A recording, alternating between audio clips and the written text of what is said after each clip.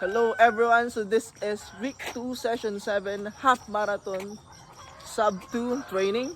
So recovery run lang tayo ng 3K, takbo tayo, easy pace. Okay, last 100 meters.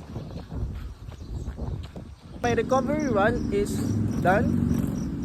Ang zone ko doon is only zone 1. Disclaimer, I'm not a pro runner, pero of course, gusto kong mag-improve, so nag-interested ako and I conducted research kung paano mag-improve ng mabilis. And alam niyo ba na meron tayong 5 kinds of heart rate zones? Zone 1. Ito yung zone that is our heart rate is about 50 to 60%.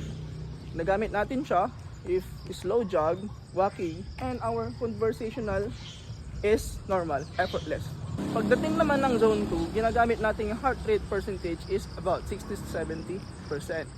You are building your engine and endurance here.